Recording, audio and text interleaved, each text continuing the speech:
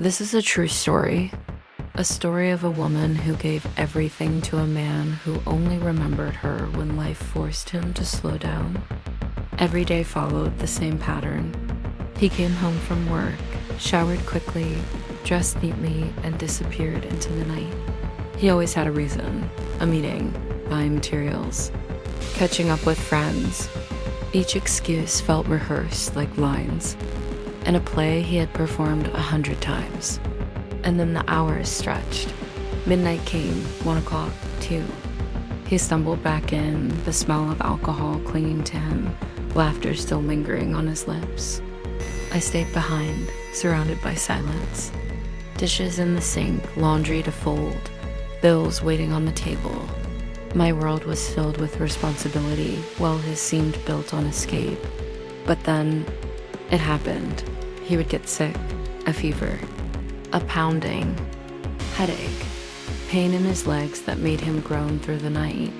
And suddenly, the man who never had time for me had nothing but time. He would stay home, curled up on the couch, asking me to sit beside him, asking for soup, for water, for comfort. His voice softer, almost childlike. And against my own will, my heart answered. I made him tea. I placed a blanket over him. I listened when he wanted to talk about his pain. For a moment, I felt like I mattered. Like maybe this was what love was supposed to look like. But deep down, I knew it wasn't love. It was convenience. Before I continue, if this story feels familiar to you, don't forget to subscribe and turn on notifications. Together, we give voice to stories that often remain in silence. As soon as the fever broke, as soon as the cough faded, he slipped back into his other life. Shower, cologne, excuses, and the front door closing behind him. It was like I had only been a nurse, not a partner. A temporary solution until the streets called him again. The cycle repeated, days of absence, nights of waiting, then sickness, and suddenly I was needed. I began to wonder if I was holding a relationship, or if I was simply holding together a man who never wanted to stay. Friends told me I was strong, but strength felt heavy when it was always one-sided. And every time he smiled at me while weak, I almost believed him. Almost believed that when he said, "Thank you for taking care of me," it meant more than those fleeting words. That love should not be a visitor that arrives only with illness. Love should not vanish as soon as the body heals. I started to see the truth.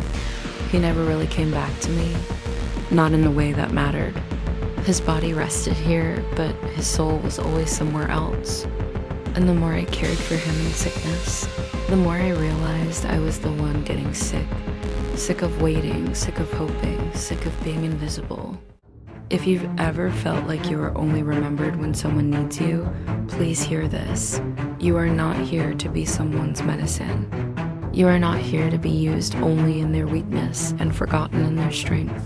Your love, your care, your presence, they are worth more than temporary gratitude. You deserve a partner who sees you every day, not only when life forces them to stop. Do not mistake attention during sickness for real affection. Real love stays, even when the night is tempting and the world outside is calling. Real love doesn't abandon you when it feels strong. And until you find that love, protect your heart. Because your worth is not defined by the moments when someone suddenly remembers you. It is defined by every single day you choose to stand tall, even in the silence.